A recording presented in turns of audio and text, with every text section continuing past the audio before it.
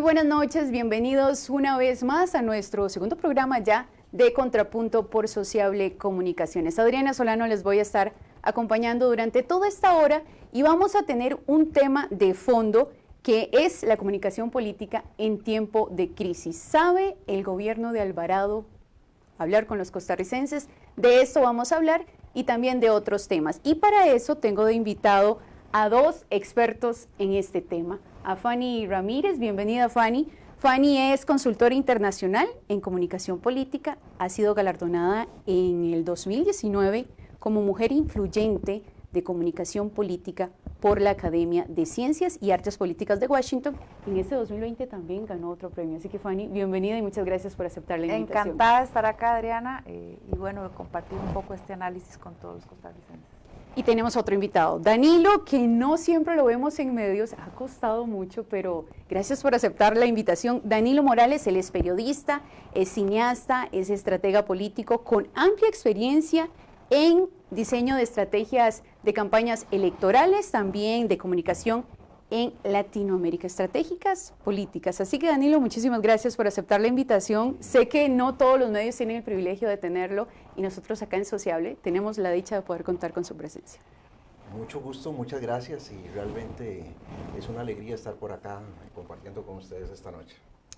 Y aparte de que hoy vamos a iniciar de una vez con el tema no solamente acá en Costa Rica, digamos, con la comunicación política de presidencia, también vamos a ver de ministros, de diputados, de esos que pegan gritos en el plenario. Bueno, de todo eso vamos a hablar. Recuerden nuestro Facebook, Contrapunto.cr, y también aquí por Sociable. Y vamos a tener en este primer bloque, en este foro, porque quisimos invitar, de hecho lo invitamos, no quisimos, hubiese sido lo deseable que nos pudiera acompañar el ministro de Comunicación, el señor Agustín Castro. Le enviamos la invitación con varios días de anticipación y nos dijo que tenía 10 días para poder contestar, a lo que yo le dije que este viernes era el programa, hoy que estamos en vivo, pero dijo que iba a tramitar la información, la encargada de prensa. Nos quedamos esperando, entonces nosotros cumplimos con invitar, porque es salida de Contrapunto de tener la parte oficial y también otro punto de vista, pero no fue posible. Así que con o sin don Agustín, este programa iba a ser posible. Así que muchísimas gracias a los invitados. Y antes de iniciar tengo una trivia aquí con las consultas e inquietudes. Lo pueden escribir, pueden responder A, B o C. Y les voy a contar de qué se trata, porque hay una frase que dice: debes asegurarte de que estas elecciones se conviertan en un gran show popular, con mucho brillo y esplendor a tu alrededor, y al mismo tiempo que todo lo más difamatorio, deshonesto, corrupto e ilegal esté en el entorno de tus adversarios. ¿Quién da ese consejo? Yo sé que ustedes pueden saberlo, así que nos vamos a retroalimentar de todas las respuestas. Recuerden, vamos a tener de opciones A, Brad Parscale, que es el jefe de campaña de Donald Trump de Estados Unidos; Jaime Durán, quien fuera estratega de la campaña de Macri de Argentina; y la opción C, Diosdado Cabello, hombre fuerte del gobierno de Maduro de Venezuela. Así que tienen esas tres opciones. Recuerden, A, el asesor o más bien el jefe de campaña de Donald Trump; B, el de Macri de Argentina; y C, de Diosdado Cabello. Más o menos ustedes tienen idea de quién, pero yo quiero que ustedes nos cuenten aquí mismo en este Facebook quién es, en esta trivia, la opción que ustedes creen que pertenece este consejo. Lo repito, debes asegurarte de que estas elecciones se conviertan en un gran show popular con mucho brillo y esplendor a tu alrededor, y al mismo tiempo que lo más difamatorio, lo más deshonesto, corrupto y ilegal esté en el entorno de tus adversarios. Recuerden, A, B o C. Quiero ver las respuestas en este momento para ver qué van contándonos ustedes acá por Sociable. Sí, todo lo que vamos a dar, aquí están las opciones. Vamos a ver, tenemos por acá un comentario. Dice que, yo creo que fue Brad, dice Esteban, y también saludos para Juan Villegas y José, que nos están haciendo su reporte de sintonía. Recuerden, A, B o C. Y tienen por aquí, vamos a ver algunas de las opciones. Dicen que aquí el número 1. Pensaría que eran Donald Trump. Bueno, les voy a contar para que estén listos para saber quién fue el que dio este consejo acá por Sociable en Contrapunto lo vamos a tener en cuenta. Vamos a ver si tenemos algunas otras de las respuestas. Dice José que el B, el de Macri, de Argentina. Bueno, vamos a ver. Quiero saber las opciones que tienen ustedes que creen que lo haya dicho sí el jefe de campaña de Donald Trump, el estratega de campaña de Macri, de Argentina, o el C, de Diosdado Cabello, de Venezuela. Dice Coraline Blanco que la respuesta es la A. Bueno, les voy a contar nada más y nada menos. Vamos a tener la respuesta en este momento y resulta que de todas estas opciones no es ninguna. Les voy a contar cuál es la respuesta. Vamos a tener en pantalla en este momento y adivinen de quién es. ¿Sí saben? ¿Danilo? No. Bueno, vamos a darnos cuenta. En este momento lo vamos a ninguno. Porque esta frase la dijo Quintus Cicerón a su hermano Marco Tulio Cicerón, que aspiraba a ganar una elección en Roma en el año 63 antes de Cristo. Imagínense, antes de Cristo, y este tema de hacer caer al adversario, de hablar mal y de hacer un show político desde el año 63 antes de Cristo. Entonces, la persona que dio ese consejo a su hermano en Roma, y recuerden que Marco Tulio fue un orador político y filósofo famoso por sus excelentes discursos. Y con esto iniciamos, hablando de discursos, hablando de comunicación política en el sector público. Vamos a estar analizando estos temas y aparte de eso, como lo decía, no solo en ministros, diputados, jerarcas y en estas conferencias de prensa que estamos ahorita en momentos de pandemia, y es que el coronavirus aterrizó en América Latina el 26 de febrero, cuando en Brasil se reporta el primer caso, allá en Sao Paulo. Desde entonces los gobiernos de toda la región han tomado medidas, han corrido literalmente para ver cómo manejan este tipo de crisis y también proteger a sus ciudadanos y contener la propagación del COVID-19. Más allá del tema de la pandemia, vamos a ver cómo han sido estos liderazgos en toda Latinoamérica. Vamos a ir de lo macro a lo micro, a nivel internacional a nivel nacional. Vamos a aterrizar aquí en Costa Rica. Entonces, una crisis esta como el coronavirus puede crear y consolidar liderazgos políticos, es cierto, y con la misma rapidez también destruir otros. De acuerdo a su experiencia, Fanny, con otros líderes en varios países y según los análisis, ¿cómo lo han hecho? Si lo han hecho bien, lo han hecho mal, y más o menos qué ejemplos puede ver de todos los análisis que hacen ustedes en comunicación política. Sí, bueno, tenemos que entender cuando hay una crisis, lo que pasa es que sale a la luz las fortalezas y debilidades de cualquier liderazgo.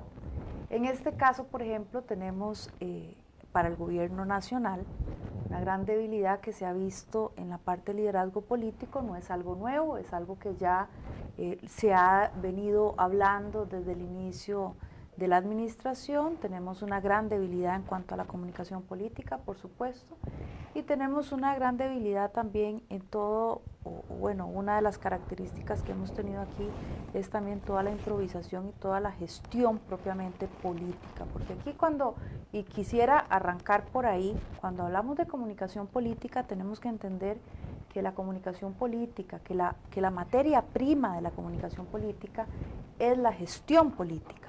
Entonces, cuando no tenemos una buena materia prima, difícilmente vamos a hacer una buena comunicación política. Y bueno, la comunicación entonces no viene a maquillar algo que no existe. Y eso es importante que se ponga sobre la mesa de esa manera. Y por otro lado, podemos ver a nivel internacional cómo, por ejemplo, los gobiernos que han tenido mejor manejo y mejor comunicación han tenido también mayor, voy a decirlo de esta manera, complicidad de la ciudadanía para atender todas las medidas que esto implica, que la pandemia implica, porque la pandemia implica un cambio de paradigma, un cambio social muy fuerte, y por eso la comunicación recobra un papel fundamental. Al no tener esa claridad y esos mensajes oportunos los gobiernos, claro que se empieza a minar lo que es la confianza, lo que es la credibilidad y lo que es la legitimidad de los gobiernos. Y esto es lo que hemos visto, y de hecho muchos de los casos más exitosos en cuanto al manejo de la pandemia, en cuanto a comunicación política y los liderazgos más fuertes, impresionantemente o sorprendentemente han sido de gobiernos liderados por mujeres. Entonces, aquí trae también todo el tema de cómo esos mensajes, y si vemos un análisis de cómo han manejado esa información, ha sido el tema de ser precisos en los mensajes, de ser oportunos y de ser concisos en las cosas que se tienen que decir en el momento en el que esos mensajes se tienen que dar, ¿verdad? El qué, el cómo y el para qué se tienen que dar esos mensajes. ¿Quién lo ha dado mejor, tal vez a nivel de Latinoamérica, en liderazgo en cuanto a pandemia? En este momento en crisis, ¿qué país? O que recuerdes qué líder. Yo creo que cada país tiene su contexto y cada país entonces tiene que responder a ese contexto. Entonces yo no creo en las recetas, yo no creo en que podemos agarrar un país y decir, lo tenemos que hacer como este país, porque depende también del contexto, depende también de muchas situaciones que están involucradas ahí, pero sí podemos identificar ¿qué elementos tiene que tener la comunicación para poder decir que es efectiva cuando hablamos en materia de comunicación gubernamental y en materia de comunicación de crisis, como es en el caso de estas situaciones que estamos viviendo? Don Danilo, hablemos de transparencia, porque esto es una fórmula que puede servir. Lo ha hecho la calle Pau allá en Uruguay, lo ha hecho muy bien. Él una vez a la semana va y hace su conferencia de prensa. Y no siempre da buenas noticias, a veces son malas noticias, pero eso le da credibilidad, eso le da un poder a él de poder tener esta cercanía y atiende todas las preguntas, sea de economía, sea de seguridad, él llega y las atiende. Cada una de las consultas, y aparte de eso, digamos, si hay decisiones nuevas, hay nuevas restricciones, él las comunica una vez a la semana. Hay transparencia y para mí ese es uno de los temas más importantes que sí podemos copiar. Y no estoy diciendo que acá no haya existido la transparencia en cuanto al manejo de los datos, por ejemplo, de los contagios con el COVID-19. Don Danilo, ¿cómo lo ha visto usted a nivel de líderes de Latinoamérica este tema en cuanto a transparencia y confianza con la ciudadanía? ¿Ha sido claro el gobierno? No, el gobierno no, pero sí quisiera hacer un análisis de alguna forma u otra de algunos de los líderes de Latinoamérica. Definitivamente la geopolítica antes del COVID y post-COVID es otra. Yo tengo todas las semanas acceso a datos de diferentes encuestas, por lo menos de Centroamérica y Panamá, ¿verdad? Y le podría decir que Alejandro Yamatei en Guatemala inició bien, en estos momentos ha perdido más de 30 puntos a como estaba, ¿verdad? Nayib Bukele, una excepción, yo todos los días recibo los tracking diarios de dos empresas diferentes de él, y está en niveles de popularidad del 90%, o sea, es una cuestión a veces que parece irreal, ¿verdad? Por el contrario, Juan Orlando Hernández en Honduras, un desastre. Panamá. Un desastre. Panamá son los datos más peligrosos que yo vi.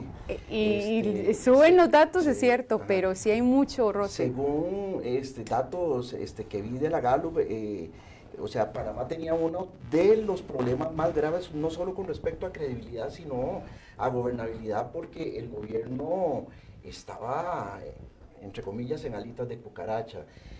Yo creo que nos podemos brincar el caso de Nicaragua, porque todo el mundo sabe lo que sucede en Nicaragua, la farsa que hay ahí. No obstante, sí les puedo asegurar que el nivel de apoyo al régimen sandinista ha variado mucho, mucho. Él ha perdido, pero que de alguna forma u otra, y desgraciadamente diría yo, no ha sido aprovechado por la oposición.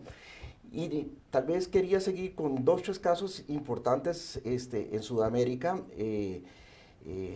No podemos dejar de mencionar a Jair Bolsonaro, un desastre total, o sea, no solo ha manejado mal el gobierno, los enfrentamientos con la prensa, sino sus irresponsables declaraciones al no usar mascarilla, al provocar a la gente a que lo acompañe, a alzar niños, o sea, es una irresponsabilidad total, pero hoy por hoy tiene unos índices de aprobación pésimos.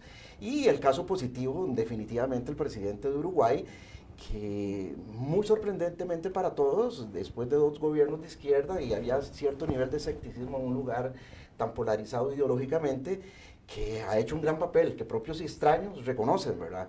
Y entonces, yo diría que ese gran papel tiene que ver mucho con el tema de comunicación. Ya como usted lo decía muy acertadamente, es una cosa que tiene que ver con transparencia, y decir cuando las cosas están mal, pero decirlas de frente y que la diga no el perder presidente. credibilidad. Y eso me permite aterrizar aquí en Costa Rica. El señor Alvarado empezó mal antes de la pandemia. Por algún motivo, los shows mediáticos que empezaron a hacer al inicio de la pandemia le funcionaron, le funcionó el miedo también en algún momento, pero yo creo que en estos momentos no solo estamos en una situación de peligro a nivel de pandemia, una situación de peligro a nivel económico, una situación de peligro a nivel de seguridad, pero sobre todo con una falta de credibilidad muy grande del gobierno, que yo creo que nada más va a poder ir hacia abajo. Y mucho se debe a esa falta de transparencia, a esas famosas cortinas de humo que utilizan siempre que hay algún problema. A ellos los salvó el tema Lupal, los salvó el COVID. Le subieron el volumen al COVID, cometen algún error y siempre aparece un tema que la caja china que lo destapan y de alguna forma u otra... Lo de la caja, lo de las mascarillas, hay tantos temas. La caja, las mascarillas, pero yo creo que más adelante vamos a entrar en Claro eso. que sí. De hecho, continuamos ahora sí, ya con Costa Rica directamente. Nosotros pensaríamos, y lo mencionaba don Danilo hace un momento, que tenemos un presidente de profesión periodista, que la comunicación se le iba a hacer un poco más fácil y que tendríamos un buen diálogo, porque más allá de comunicación es ese diálogo con la gente, con su pueblo, que tal parece que más allá de la pandemia hay crisis en su imagen, y no lo digo yo, lo dice la CIEP en sus encuestas, en las últimas, que pasó del 26%, mientras que, bueno, sobre el respaldo a la labor presidencial alcanzó un 26%, mientras que un 50% de la población expresó una opinión negativa. Vamos a estar viendo en este momento algunos medios donde así lo mencionan. La imagen de Carlos Alvarado en caída libre ante manejo de pandemia empezó muy bien, éramos a nivel internacional un ejemplo, pero que poco a poco yo creo que se ha ido viendo esa otra parte que no esperábamos, pero que está sucediendo. Y a mí lo que me teme, o sea, y lo que tememos muchos acá, es el descontento de muchos sectores, porque ya no es la opinión pública de una encuesta, más allá solamente es que hay una crisis que atraviesa este gobierno que se debe en buena parte a esta mala comunicación con la prensa, con varios sectores. Esta pandemia ha aumentado ese descontento. ¿Cómo consideran ustedes, Fanny, esa comunicación con los costarricenses? ¿En qué ha fallado? Bueno, hay muchos elementos que hemos visto, un gran fallo, ¿verdad?, del gobierno. Yo quisiera iniciar por el tema de cómo llegó al poder también Carlos Alvarado. Y esto no lo podemos dejar de lado porque la legitimidad y la credibilidad que él tiene viene minada desde el inicio. Estamos hablando que menos del 20% de los costarricenses querían que él fuera presidente. Entonces, desde ahí ya entramos realmente con una lectura, yo diría, muy errónea de parte del presidente de la República y todo su gabinete, cuando en segunda ronda, por supuesto, cuando tenemos dos opciones y limitamos cuáles son las piezas para elegir, pues se da una cuestión del voto útil que le llamamos nosotros, que es votar por el que es menos dañino para el país. En contra de, inclusive, ¿verdad? No vamos a ahondar en esto, ni vamos a ahondar en cómo se dio la recta electoral, que ya de por sí a mí me parece nefasto llegar al gobierno de esa manera, pero sí tenemos que decir que el hecho de que el presidente llegara con un menos del 20% de costarricenses que querían que gobernara, que quería que llegaran a esa segunda ronda, ya eso ya nos dice o nos da una alarma de cómo está la confianza de los diferentes sectores en ese gobernante. Al tener esta situación, lo primero que tenía que hacer, y obviamente con aquel mito que no fue más que un tema de palabras, ¿verdad? El tema del gobierno de unidad y el gobierno bicentenario, que se dice muy bonito, pero para gobernar hay que tener de nuevo una materia prima para que esa unidad de gobierno realmente se dé. Esa unidad de gobierno más bien fue un rejuntado, ¿verdad? No quería decirlo así, pero... No, pero las cosas hay que decirlas como son para que sean más claras, para que podamos entender esto y para poder hablarlo con las cartas puestas sobre la mesa. Se hizo un rejuntado con algunas figuras que claramente, además, no estaban muy bien calificadas tampoco en sus partidos, ¿verdad? También estaban con liderazgos un poquito tenues, ¿verdad? En los diferentes partidos, y que además eso erosionó todavía más la relación de ellos. Entonces, se hace este gobierno de unidad, que fue y donde empezamos a ver en ese gobierno, entre comillas, de unidad, cómo hay una completa desarticulación. Incluso los mismos ministros se contradicen cuando hay alguna, el gobierno, el presidente de la República contradiciendo a sus ministros, los ministros dando declaraciones, la ministra de Comunicación dando declaraciones que no le competían, etcétera, ¿verdad? Aquello fue... La prensa ya llegó al punto también. Aquello fue un completo desajuste en lo que, por lo menos en lo que es gestión de la comunicación política, tenemos que decir que debería de haber un maestro de ceremonias que esté planificando, que esté alineando a las diferentes figuras y que pueda ayudar para que aquella melodía, aquella sinfonía realmente salga a la luz, y que de cara a los costarricenses cada vez pudiéramos tener mayor confianza en momentos tan difíciles, donde venía todo el tema fiscal, donde venían tantas reformas que eran fundamentales para que se discutieran. Y esto es importante porque la comunicación invita a que los diferentes sectores puedan dialogar, puedan negociar, puedan intercambiar visiones de desarrollo. Y se dijo en campaña electoral, y una de las cosas que más hacía énfasis el presidente Alvarado, era que él era una persona de consenso, que él era una persona de diálogo. Todavía lo estamos esperando, porque ese diálogo estamos esperando la reactivación económica. Bueno, eso ya es otro tema, pero es parte de la materia prima que necesitamos, ¿verdad? Pero entonces ese diálogo, nunca lo vimos. Incluso recordemos que las negociaciones que se dieron con el tema fiscal, ni siquiera se estaba hablando con los actores que deberían de estar sentados en la mesa. Entonces hay todo un tema, y para ir cerrando, para ir promoviendo el diálogo aquí, hay un tema de que se le dice a los costarricenses una cosa, pero se le está ocultando un montón de información, se le está haciendo un montón de información omisa, que lo necesitamos para participar cada día más activamente en la política, y eso es fundamental. La desconfianza en el sistema democrático aumenta, la desconfianza en las instituciones públicas aumenta, la desconfianza en el gobierno y en su credibilidad aumenta, y eso, el problema al que nos lleva es un problema no de este gobierno, es un problema institucional que tenemos, y es un daño que se le hace a la democracia costarricense.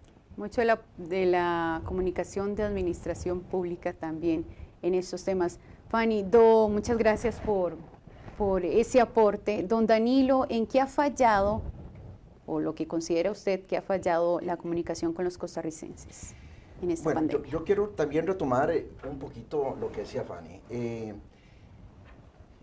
Ellos nunca entendieron que ganaron la presidencia con ese 20%. Nunca entendieron que había un 80% que no votó por ellos en primera ronda. Es que eso es vital para que cualquier cuestión. Y entonces algo importantísimo, tienen una soberbia que les cuesta entender esa realidad. Si un 20% fue lo que hizo posible que estuvieran ahí. Entonces yo todavía voy un poquito más atrás. ¿Y qué conocíamos de Carlos Alvarado? ¿Quién era Carlos Alvarado? ¿Qué hacía? Mira, Carlos Alvarado era el asistente de Alberto Salón, uno de los sembradores de odio más grandes de este país. Sembradores de odio, qué buena frase. Que lo vayan a ver las cosas que hacía en la época del TLC. Entonces, bueno, ahí se sigue la escuela. Entonces, yo hasta donde tengo entendido, nunca le he conocido nada propositivo al señor presidente. Yo no lo recuerdo como periodista en algún medio que haya, no.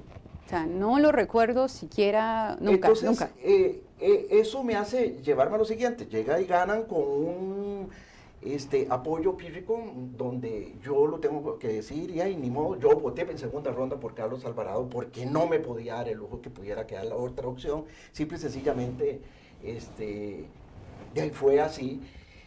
No obstante... Aún conociendo lo que ya venía haciendo el gobierno del pacto, don Danilo. Sí, con cementazo y todo. Es que cuando vos veías lo que había al frente, una persona, Fabricio, definitivamente, si no tenía preparación, el otro no tenía menos, un avendaño atrás y figuras muy cuestionadas, colegas periodistas que estaban en un comando de campaña tomando decisiones y cosas desastrosas que uno decía, no, definitivamente no puede ser. Pero a lo que quiero llegar es a lo siguiente. Carlos llegó ahí, dio la idea de un gobierno de unidad nacional, pero los que estaban realmente tomando decisiones y han seguido tomando decisiones son su camarilla pequeña.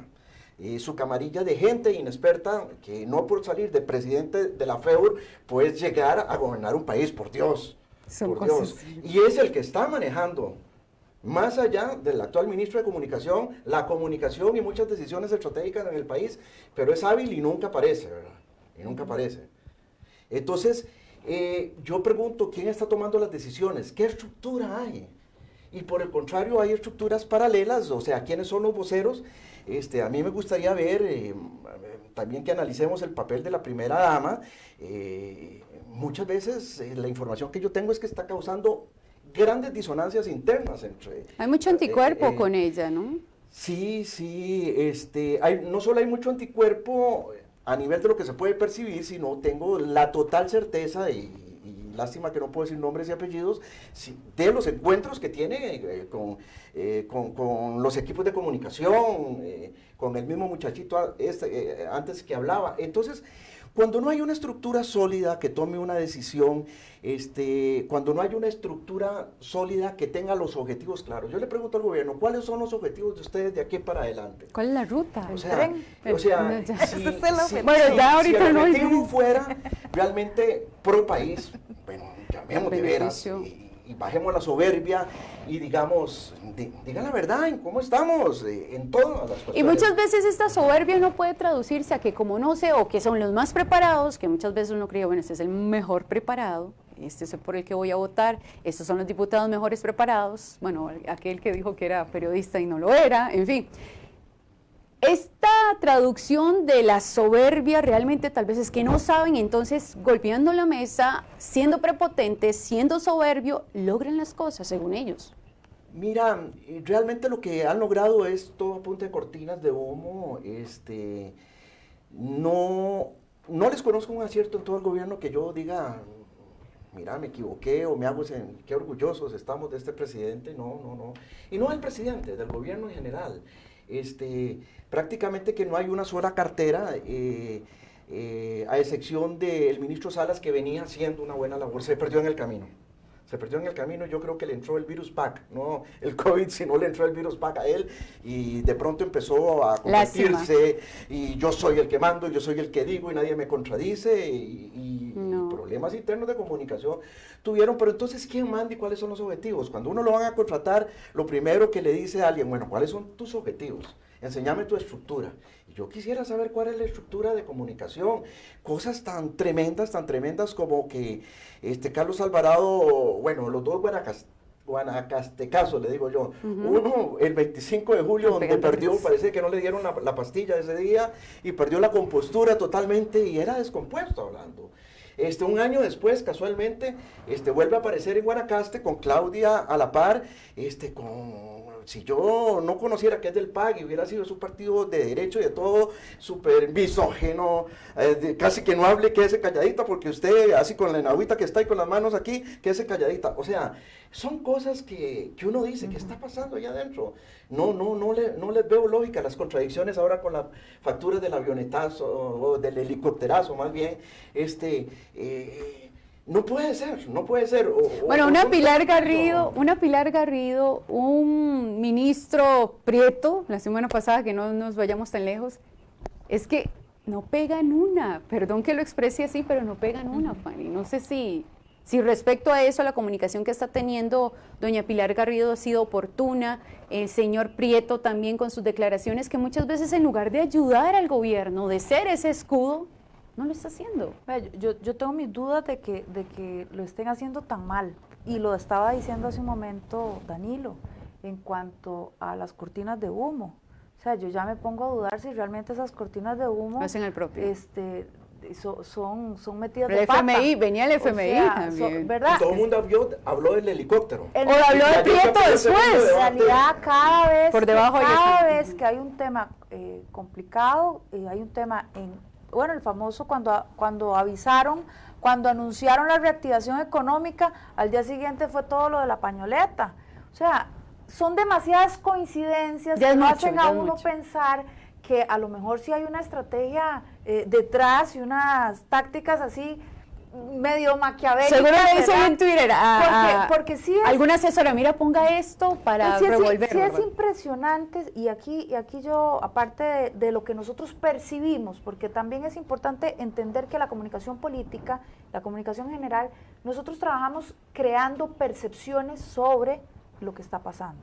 Entonces, la percepción que tenemos es lo que estamos hablando hace un rato, lo que se proyecta es mucha soberbia, lo que se proyecta es falta de capacidad, falta de improvisación, y es Diálogo. precisamente por esas debilidades que tenemos en esa comunicación política e incluso por esa ausencia de materia prima, de gestión política, como de medidas contundentes que sean lo que nos permita comunicar, ¿verdad? Entonces, este tipo de cosas que se estén dando así, de esta manera, lo que nos lleva a decir y lo que nos lleva y lo que ha quedado en evidencia durante toda la administración ha sido, por ejemplo, las contradicciones que se dieron, recordemos con don Rodrigo, ¿verdad?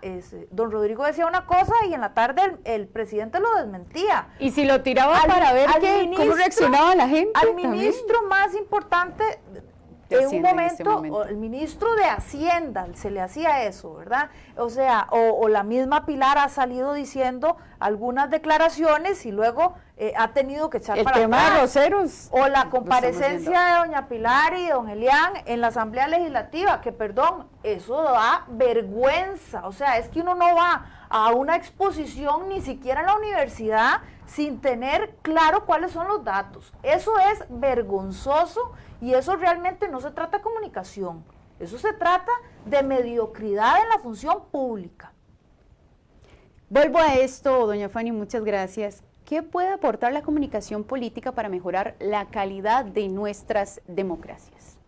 Bueno, es que es una herramienta básica y lo hemos estado mencionando acá. Por ejemplo, lo que hablamos al inicio sobre la confianza, la credibilidad, la legitimidad. O sea, ¿qué es lo que nosotros a través de la comunicación logramos?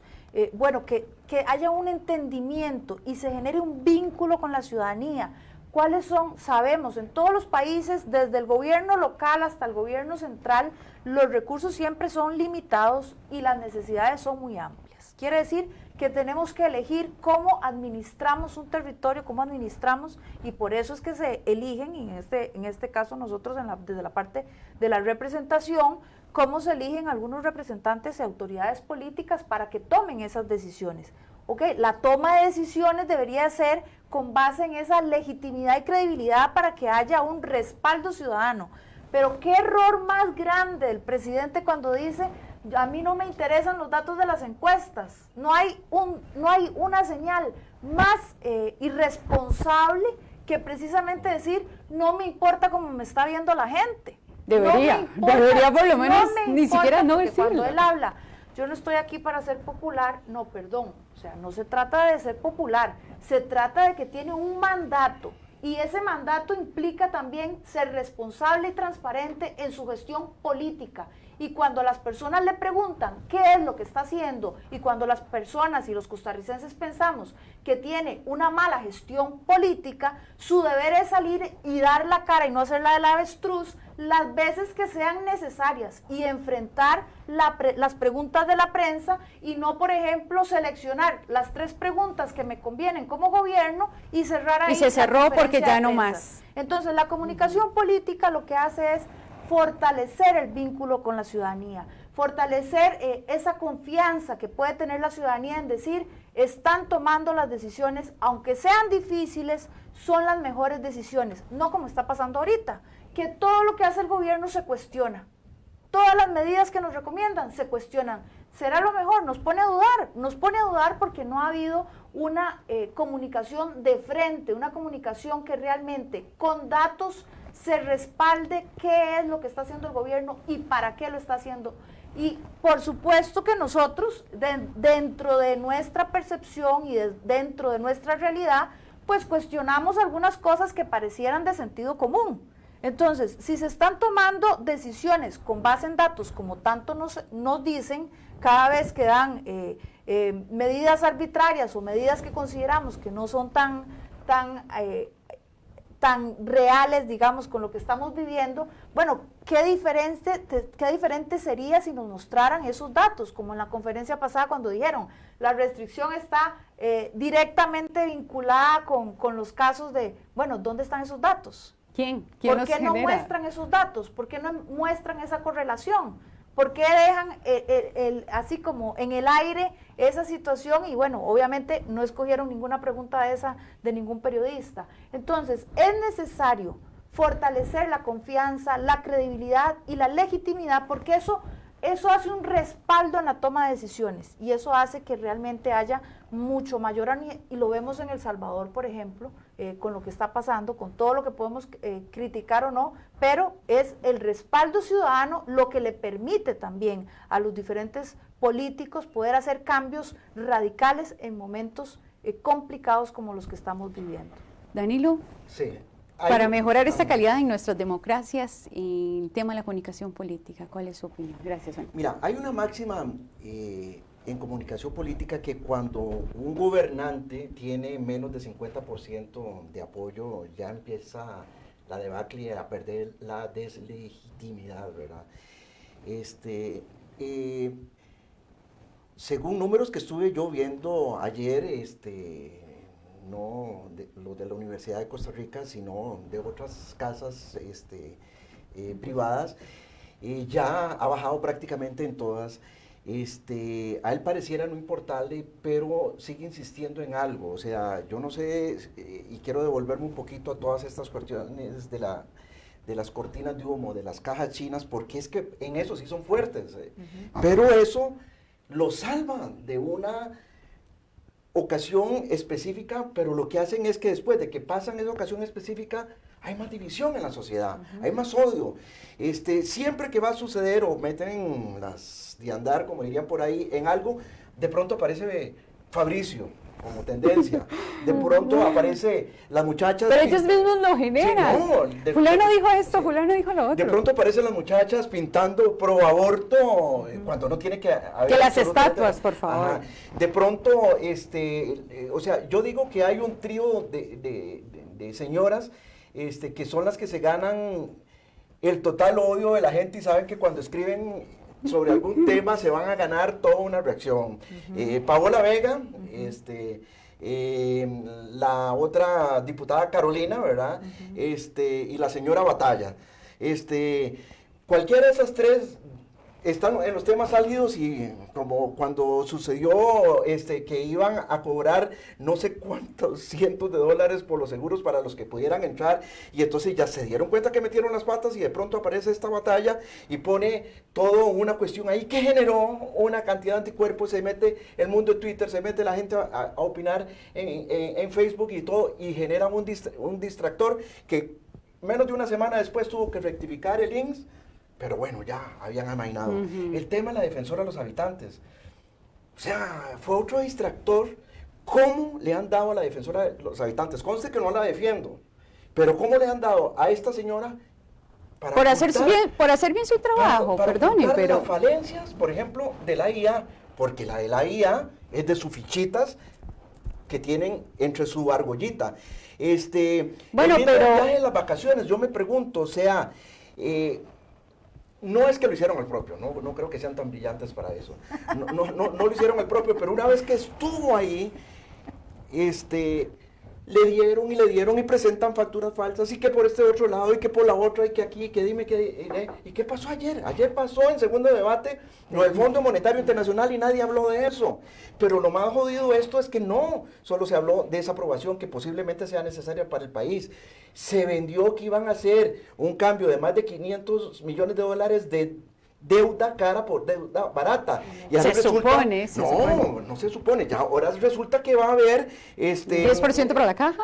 10% para la Nada caja, otro tanto, me imagino que para pagar aguinaldos, otro para funcionamiento y todo. Entonces esa falta de transparencia. Bueno, vuelvo a eso. Esa falta de transparencia es lo que genera graves problemas y pierde credibilidad, y el gobierno, si no tiene credibilidad, no va a ninguna parte. Bueno, dirijámonos un momento y pongamos las luces de alerta en la Asamblea Legislativa. Vamos a hablar de estos diputados populistas, de estos diputados que si se propusieran realmente no hay una real. En la democracia se dice que si no hay oposición hay que inventársela. Pues lamentablemente en esta no hay una real oposición. Aquí estamos, no sé, lo quiero comentar con ustedes, a ver, estamos asistiendo a este declive de los populismos en Costa Rica y hay diputados que se están contagiando un poquito de esto, ¿o no?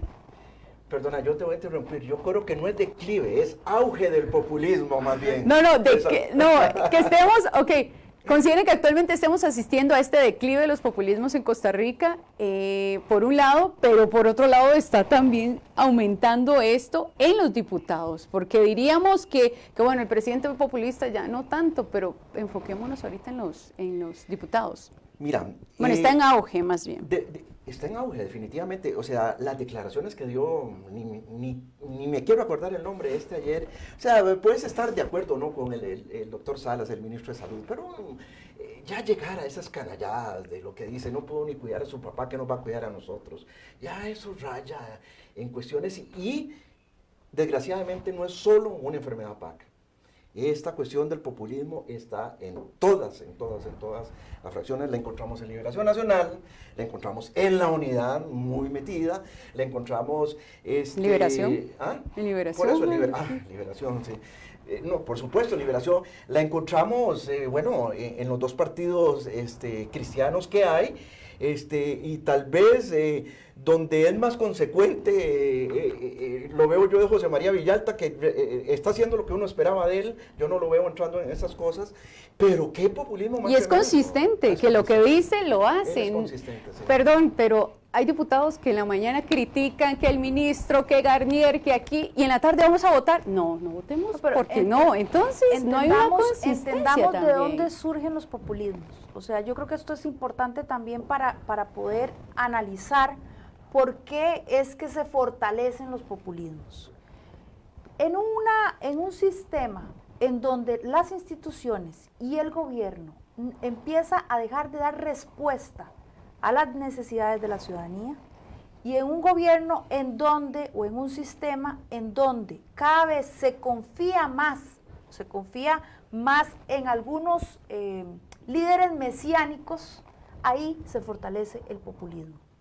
Entonces está perdiendo credibilidad. Sabemos que la Asamblea, partidos políticos y gobiernos son las instituciones peor valoradas por la ciudadanía. Históricamente, no es de ahora, históricamente son los peores valorados. Y tenemos una Asamblea que claramente, una Asamblea que sin precedentes hemos tenido, con una representación como la que tenemos, que no, digamos que no son las personas mejor calificadas, pero que además a esto hay que sumarle que tenemos ciertos convenios y ciertas alianzas, de nuevo, intereses, sin transparencia, que se han gestado por debajo de la mesa, que no nos han dicho bien claro cuáles son esos acuerdos que hay detrás, que yo diría que vienen de mucho antes, pero cuando la ciudadanía se da cuenta, y es un error muy grande de las autoridades de turno, subestimar la inteligencia ciudadana. Cuando la ciudadanía se empieza a dar cuenta y hay una tras otra demanda de corrupción, como las que traemos, que no son de los últimos 8 años, vienen más atrás, pero cada vez son más descaradas y cada vez las redes sociales nos permiten darnos cuenta más rápido de lo que está pasando. Vemos muchas situaciones difíciles, pero que además pareciera que el sistema judicial le está dando seguimiento y de un pronto a otro desaparece. Entonces, ¿qué es lo que está pasando aquí? Que de pronto, y por eso es que se oye tanto en redes sociales y por eso es que las declaraciones muchas veces dice, esta persona sí dice las cosas como las tiene que decir. este sí habla sin pelos en la lengua, así es como queremos, este es el presidente que nosotros necesitamos. Y ahí es donde mucho cuidado con lo que estamos haciendo, porque el mismo sistema, la misma perversidad y corrupción del sistema hace que aumente el populismo en los países. Y eso lo podemos ver en toda Latinoamérica. La mediocridad de los gobernantes que estamos eligiendo son los que hacen que luego pensemos que necesitamos a alguien de mano muy dura, que necesitamos a alguien que sea... Diciendo lo que uno quiere escuchar. Diciendo lo que queremos escuchar, pero no necesariamente que el sistema lo permite, ¿verdad? Porque ni que lo vayan a cumplir. Hay un tema de pesos y contrapesos que en este momento no lo estamos viendo. Entonces, bueno, ¿cómo hacemos realmente para que esta situación cambie? Y aquí es donde yo sí pensaría, aparte de la gran crisis que tienen los partidos políticos, no de ahora, sino que desde hace mucho tiempo, una gran crisis en la que ya se han convertido en maquinarias electorales, pero ya vergonzoso, vergonzoso, porque ya ni siquiera buscan cuáles son sus mejores fichas para gobernar el país, es decir, una irresponsabilidad total. Muchas gracias, Fanny, por su opinión. Y están realmente escuchando a su gente, sus intereses están por encima del clamor de los costarricenses, están haciendo un buen control político. Y eso se lo hago en pregunta a los diputados, y lo mencionaba Fanny hace un momento, que no serán los mejores preparados, pero escuchen al pueblo lo que estén haciendo, porque si no escucha el Poder Ejecutivo, la gente pensaría que se gobierna también desde la Asamblea Legislativa. Sí. Lo que pasa ahí, igual, yo le pedí a mi gente que me hiciera un análisis de Big Data del ruido social de los últimos meses con respecto a los actores políticos. Le voy a dar datos para que son exclusivos, muy bien. El que mayor ruido genera, o sea, ruido a nivel de redes sociales... No importa si es positivo o negativo, hace ruido. Importa, es el presidente, definitivamente, las mayores menciones es el presidente. ¿Pero tomando en cuenta los trolls o no? Contratados. Los de PAT, no sé. La segunda, no sé si se imaginan quién puede ser. ¿Quién? Doña Claudia. Franji Nicolás. Franji. El tercero, Fabricio. No. John Prendas. Bueno, está del ala de... Cuarto, Nueva República. Paola, porque causa unos odios tremendos, ¿verdad? Entonces, con eso les quiero decir, vean los perfiles de las personas de que estamos hablando, ¿verdad? Y ojo con eso. Ojo con eso, porque a donde quería llevar más allá de los diputados, ahora que para mí esta asamblea no tiene remedio, ya es lo que queda. Y ese último año que viene tampoco es que van a hacer mucho, ¿verdad? Ya es un año electoral, más allá de esa cuestión de el miedo es que puede aparecer de veras el loco que siempre estamos esperando de izquierda o de derecha, porque eso no no es una cuestión ideológica, es una cuestión de que nos puede meter alguien en un tremendo enredo, en una irresponsabilidad. Y aquí vea que la gente no entiende de ideologías, que en algún momento cuando estaba la campaña, donde estaba Johnny Araya, donde estaba Luis Guillermo Solís y hacíamos focus group y la gente decía, gente que trabajaba en zonas francas, es que estoy indeciso por quién votar, no sé si votar por Otto Guevara o por Villalta. Imagínate, o sea, cuestiones totalmente uno encuentra así. Entonces no es una cuestión ideológica, es que sí puede aparecer un loco que de pronto de ahí le suene muy bonito a la gente y diga lo que quiere escuchar, o que se presente una coyuntura ahora, como yo me temo que se va a presentar muy dura en el desempleo, en la inseguridad, en la gobernabilidad, y alguien a decir, cualquier líder, hermano dura lo que ocupamos aquí, que venga la pena de muerte, que venga esta cuestión, que venga lo otro, y le garantizaría que va a tener muchos adeptos. Bueno, y a esto, don Danilo, qué dicha que usted lo trae a la mesa, porque como quiero que me sigan, lo pensaría un político, si no saben lo que pienso y no saben para dónde voy, la pregunta planteada de esta manera, porque un líder, sea diputado, ministro, presidente, pero pensemos en los líderes ya a futuras elecciones, debemos pensar que sino también lo que los demás necesitan saber, aquí no es decir lo que yo necesito decir, sino lo que los demás necesitan saber. Sin duda, oriente aquí a ponerse en los zapatos del otro, y también los ciudadanos, lo mencionaba, quieren poder confiar en alguien que los represente, depositar su voto en gente ordinaria que sea capaz de hacer las cosas extraordinarias. Hablemos aquí de líderes que hacen falta. No vemos liderazgo aquí en Costa Rica para las próximas elecciones a tan poco tiempo. Es que no vemos. Y a mí me da miedo que salga ahí, como dice don Danilo, cualquier loco que uno diga, bueno, este es el único que nos dice lo que queremos escuchar o nos dice lo que realmente lo que ocupa el país, y ahí es donde hay que tener mucho cuidado también. Entonces aquí, ¿ven ustedes algún tipo de liderazgo? Bueno, aquí hay, en cuanto a liderazgo en este momento, bueno, y si yo estuviera asesorando a alguien en este momento le diría, todavía no salga, todavía no es el momento. No se queme todavía, porque le van a caer y le van a cortar el piso, ¿verdad? Aquí yo creo que aquí hay un tema complicado, y es una cosa de que el liderazgo actual es un liderazgo colaborativo, es un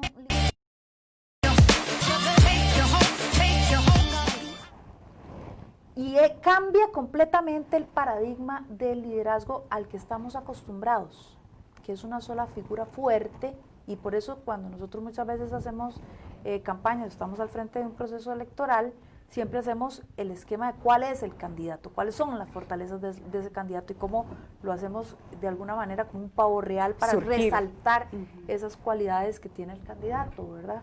Pero más allá de eso, yo creo que en estos momentos un liderazgo político fuerte va a ser aquel que sepa dialogar con los diferentes actores, dialogar con los diferentes sectores e ir ganando esa credibilidad y esa confianza para poder llevar. Recordemos que en Costa Rica tenemos, desde el punto de vista de idiosincrasia, una particularidad frente a otros países, y es que nosotros no somos confrontativos.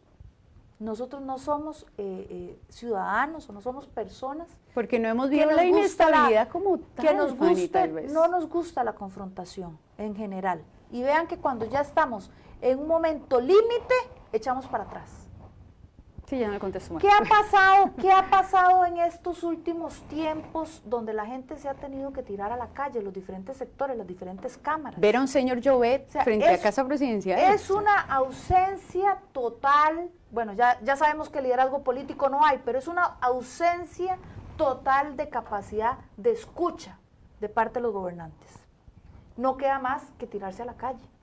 Con todo lo que eso implica, con todo el riesgo que eso implica, o sea, se arrinconó tanto algunos sectores que la única opción era eso. Es más, sectores que por mucho tiempo han criticado todo lo que eran las huelgas y todo lo que eran las manifestaciones en las calles, sectores que claramente han estado en contra de eso y se han tenido que tirar a la calle para tratar de tener un poco de atención de parte del gobierno. Entonces, el líder que necesitamos en Costa Rica y los nuevos liderazgos post pandemia están muy orientados a la colaboración, a la transparencia y sobre todo a un liderazgo comunicativo que logre generar ese diálogo, que logre articular diferentes sectores y que logre potenciar, digamos, esa visión conjunta de desarrollo y, digamos, de país. Muchas gracias, Fanny. Y viendo esto, no podemos dejar por fuera en el tema de comunicación política, ¿con qué razón se hacen los fake news, de los chismes, de los rumores, y qué tanto efecto pueden tener esto en un gobierno?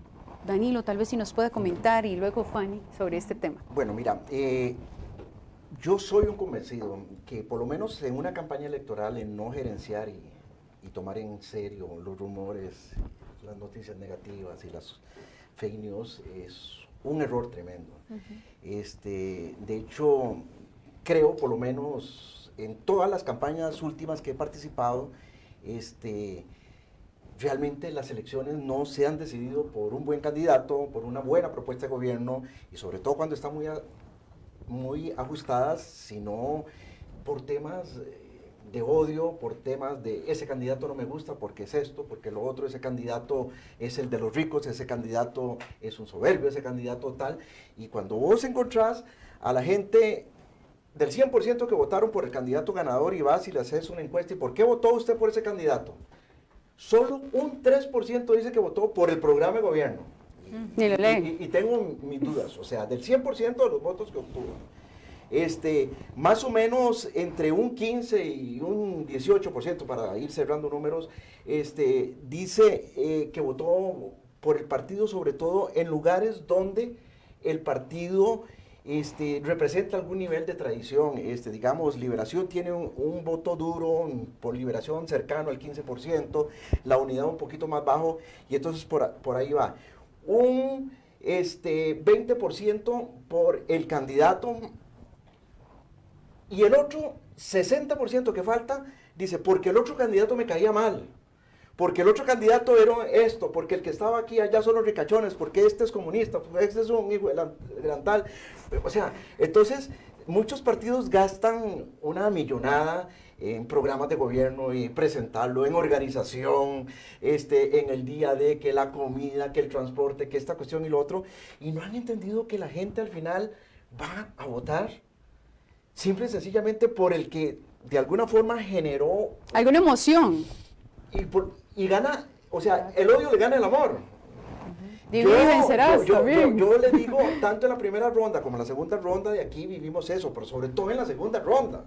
La gente votó con una mezcla de temor, de odio, de malestar contra la opción de Fabricio, y no era porque estuviera convencido ni del programa de gobierno inexistente prácticamente del PAC, ni del candidato, ni del partido. O sea... Bueno, pero en la primera ronda ganó Fabricio, con todo eso sin tener el plan de gobierno, sí, ¿cierto? Sí, sí. Lo También. presentó 3 días antes, un jueves, y las elecciones eran domingo, ¿verdad? Ok, entonces, eso es una campaña presidencial. Igual en un gobierno. Lo que pasa es que, insisto, estamos en un gobierno tan sui generis que yo siento que ellos no solo se vacunaron contra ciertos rumores, sino que más bien son los creadores de ciertos rumores que han generado una desestabilización en la oposición, han generado una desestabilización en el empresariado, en otra serie de cuestiones que de alguna forma les funcionó para mantenerse a flote, pero cuando vos ves los estudios, los focus group, lo que generan es un odio tremendo. O sea, la sociedad costarricense está dividida, vos ves la viralidad, el odio que se siente en Twitter, el odio que se siente en Facebook, y eso fue sembrado.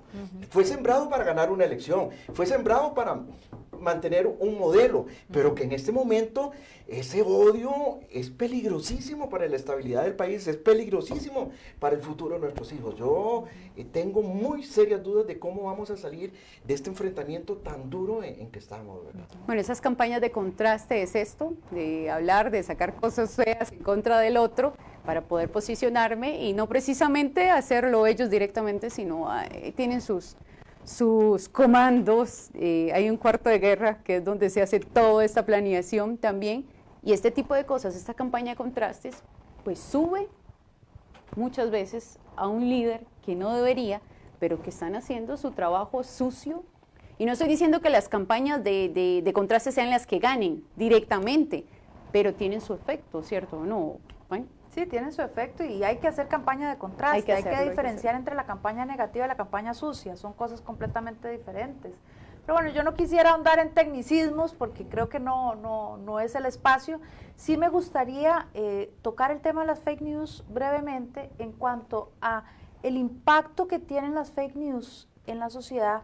Es muy importante y a mí realmente cuando nosotros vemos y entendemos qué es lo que está ahí detrás, cuando hay vacíos de comunicación de quienes tienen que transmitir esa información, esos vacíos automáticamente alguien los va a llenar. Y existe toda una batería de otros actores políticos que están interesados en desestabilizar el sistema. Porque precisamente lo que hablábamos hace un rato, divide y vencerás, ¿verdad? Cuando tenemos una sociedad tan fragmentada como la que tenemos en este momento, y por eso yo decía, es nefasto llegar al poder generando un daño social como el que se creó en este país. Pero tenemos que entender que así como existe todo un proceso en el que no podemos dejar, siendo nosotros líderes políticos o siendo quienes sean los líderes políticos, no gestionan la comunicación y no explican de manera eficiente lo que está pasando, esos vacíos de comunicación se van a llenar por otros actores. Y eso quiere decir que esos otros actores, y sobre todo cuando están también involucrados mercenarios de la comunicación, ahí empieza todo un tema de cuáles son esos otros rumores, esas otras noticias falsas que se empiezan a generar, eso que no son necesarias las mascarillas, por ejemplo, cuando estuvo el gobierno al principio dijo que no, luego dijo que sí, no explica bien por qué y automáticamente se empiezan a generar diferentes tendencias sobre si las usamos o no. Entonces hay que tener mucho cuidado en esto de la gestión de la comunicación, porque la responsabilidad de cómo gestiono yo la comunicación y de cerrar los portillos para que haya menos fake news es de las autoridades políticas. Son las responsables de hacer una buena comunicación política y eso limita en gran medida cuál es el ámbito de acción de otros actores. Vamos a hablar, nada más que me contesten rápidamente, ¿es posible construir un liderazgo fuerte desde la imagen personal o es la imagen personal complementaria al liderazgo? Bueno, eso es como decir que es primero el huevo o la gallina. O sea, depende mucho del contexto, depende mucho del liderazgo. Yo creo que ya en estos tiempos no podemos hablar de un líder que no esté consolidada su imagen, que no se preocupe por cuál es la imagen que quiere proyectar o cómo construye su marca política, ¿verdad? Entonces, yo creo que las dos tienen una correlación directa. Sí, una persona para ser elegida y tener algún nivel de éxito tiene que ser conocida al menos por el 90% de la población. Eso implica que una vez que el producto, por así decirlo, es conocido, tiene que tener ciertas características, ¿verdad? Esas características se pueden crear de alguna forma u otra artificialmente, pero si no tenés la esencia, no la tenés. Aquí hay candidatos con que yo he trabajado que de alguna forma u otra tienen buena preparación, una formación académica sólida, han tenido puestos donde han destacado, pero que definitivamente le caen mal a la gente. O la inteligencia emocional, cero, que muchas veces, ¿verdad? Eso tiene su peso. Y entonces se está dando también un fenómeno en varias partes, sobre todo con la gente joven que no tiene, por el contrario, grandes preparaciones y otra serie de cuestiones, pero han cuidado bien su imagen y han llegado lejos, ¿verdad? Muy, muy, muy, muy lejos. Entonces, yo diría que mucho depende de la materia prima, y a las piedras no le puedes sacar agua, pero sí puedes mojar una piedra. Entonces, comprendo. Muchas gracias, don Danilo. Voy a robarle, aquí está el director, don Javier Sandoval, le voy a robar 5 minutos más del programa porque es que necesito que esta parte del Big Data lo comentemos en el tema de elecciones ya que vienen y este poder que tienen los algoritmos. Y en tiempos de redes sociales los mensajes se acomodan a los gustos de cada usuario. Y uno dice, ¿cómo logra fulano lograr que eso es lo que necesitamos aquí? ¿Cómo es que hace? ¿Cómo es que su mensaje es tan acertado? Bueno, todo esto con las nuevas formas de comunicación se filtran por algoritmos que generan un desafío a la política. Los candidatos deberían de decirle a cada uno lo que quieren escuchar. La experiencia de la última campaña presidencial en Estados Unidos muestra el potencial de dirigir mensajes específicos a los votantes para acceder al poder, aunque queda abierta la pregunta sobre sus limitaciones a la hora de gobernar. En América Latina estos procesos van subiendo y también tiene sus limitaciones, pero para allá vamos. Y no estoy hablando de que centrémonos en base de datos, pero no como par, por favor. No queremos eso. Es sobre todo en todo el empleo de técnicas de Big Data en la comunicación política, y eso no consiste en espiar ni en usar datos personales de forma incorrecta, pues aparece también en las redes sociales o se ofrece predecir quién va a gobernar una nación. Bueno, aunque ayuda a testear el sentimiento, porque al fin y al cabo volvemos a lo mismo, las campañas ahora se ganan con emoción. Si usted no le genera emoción de odio, de amor, ¿te acordás de Luis Guillermo, que todo el mundo amaba a Luis Guillermo en algún momento? Bueno, todo ese tipo de emociones se utiliza con esto de algoritmos. Así que llegar, que sienten, que necesitan, todo esto en definitiva es humanizar a las personas para que no se conviertan en simples números, sino en votos. Así que, ¿puede el Big Data en comunicación política conocer el electorado para ganar las elecciones? Totalmente, Sinceramente. No, totalmente sí. Sin duda. y se utiliza día a día. Vean, usted puede agarrar y analizar una base de datos. Si tu candidato tiene medio millón de seguidores de Facebook, por así decirte, solo él, no estoy hablando de cuestiones alrededor, puedes agarrar, saber los gustos de la gente que lo siguen, saber hasta las perversiones, saber si toma Coca-Cola o Pepsi-Cola. Entonces yo le puedo decir, necesito conseguir 10,000 personas entre 24 y 30 años que les guste McDonald's, que estén en universidades privadas y viajen una vez al año, y ahí las tengo, y le mandas tu propuesta. Le llega y uno dice, pero ¿cómo, verdad? Le llega. Pero lo peligroso tal vez ahí del Big Data no es eso. Lo peligroso del Big Data son la mala utilización de los algoritmos que generan lo siguiente. Usted llega, y por ejemplo sucedió en Brasil, agarra un muchacho y busca, quiero aprender a tocar guitarra, y resulta que cayó en un youtuber famoso que era de extrema derecha, que apoyaba a Bolsonaro. Y entonces, como salió ahí, YouTube empieza a generarle algoritmos que en ese momento eran incididos, y decía, este es su potencial. Entonces el próximo video que le sale ya no es el tipo enseñando guitarra, sino con su posición política. Hablando y una vez que tenés su posición política, le sale videos de otros, hasta que le sale el video de Bolsonaro, que es como la coronación del postre, ¿verdad? Entonces, sin que te des cuenta, te están haciendo un adoctrinamiento, ¿verdad? Y eso es lo que está sucediendo. Digamos, nada más para dar también unos datitos, que a mí me encanta la cuestión de los datos. De 5.100.000 personas que somos en Costa Rica, más o menos, hay 4.100.000 personas mayores de 18 años. Y hay 3.900.000 personas con acceso a Internet, o sea, altísimo. Altísimo. De esas 3.900.000 personas, hay 9 millones de móviles, y el 94% de estos tiene redes sociales. Imagínense. ¿Cómo no utilizar eso a favor? Claro. Y entonces no es solo que en Costa Rica se podría usar, ya se usó.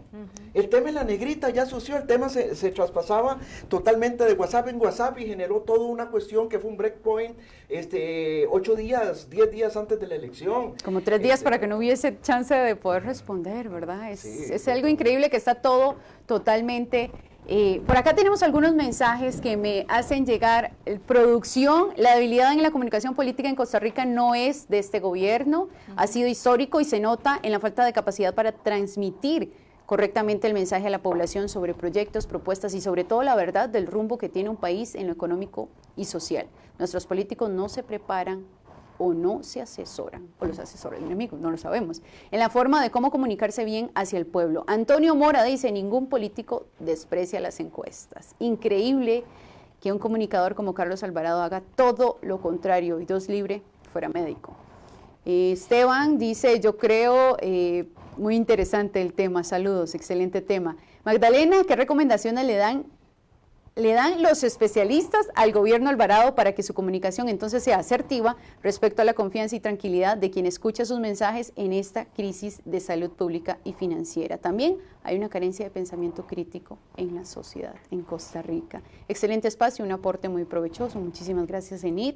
Jorleni, excelente elección para este tema. Muchísimas gracias. Y Wendy, qué buenos comentarios. Bueno, gracias a, don Max, por aquí dice doña Fanny, ¿cómo mejorar la credibilidad de la política? Esto es muy importante para la democracia. Son algunas de las preguntas que nos han hecho llegar nuestros, ahorita, pues, seguidores en Sociable Comunicaciones, así que no sé si quieren hacer un poquito de una conclusión de todo esto que estamos tomando en cuenta, pero antes quiero que nos den algún consejo, porque hay muchos hombres, mujeres, jóvenes sobre todo, que ya están en la arena política, que son asesores, que están en Juventud Política, que andan metidos en cuanta ONG y están haciendo este tema de buscando tener este contacto con la sociedad, y dicen, la verdad que no me puedo quejar si no voto luego, no tengo ni siquiera que quejarme, pero aparte de eso, de que ya hay en este tema de comunicación política, hay cada vez más jóvenes con interés en formarse, así bajo la regla, en el ámbito de la consultoría política, incluso, como les decía, ya están empíricamente haciendo de regidores, de síndicos, y todo este tema, ya llevarlo a la profesionalización. ¿Y qué consejo le pueden dar ustedes a estos futuros pupilos? Porque no para ser consultores nada más, sino puede ser que alguno de estos miembros de juventudes, y quién quita, y sean futuros ministros, futuros presidentes. Voy a unir esta recomendación con lo que estábamos hablando hace un momento de Big Data. Comunicación política y gobernar implica saber escuchar. La manera en que nosotros escuchamos, quienes nos dedicamos a esto, es a través de la investigación. Es la manera en que nosotros podemos entender cuál es el contexto, cuáles son las demandas de la ciudadanía, cuáles son específicamente, digamos, dónde andan esas emociones y demás. Entonces la investigación es fundamental para poder hacer una buena gestión política y por supuesto una buena gestión de la comunicación. Y esto voy a hacer un paréntesis porque ahora que hablamos de Big Data, y por supuesto que esto se conoce, la información, la importancia de los datos es fundamental para poder tomar decisiones. Por eso el tema de la UPAC. Ajá, tan importante. No vamos a profundizar en eso, y por eso ahora anda un formulario de la Coalición Costa Rica con una serie de información que están pidiéndole a las personas a cambio de ayudas sociales con el tema del COVID. Y lo traigo porque esto es importante decirlo y es importante poner alerta a la gente. Que la gente lo sepa. Un grupo, porque yo ni siquiera lo llamo movimiento social, un grupo que se activó. Que se vendió así como movimiento social, sí, ¿verdad? Claro, bueno, de hecho, de eso se trata la comunicación política, ¿verdad? De poder generar esa percepción. Pero entonces es importante, para cerrar y no extenderme mucho, es importante la investigación para la toma de decisiones.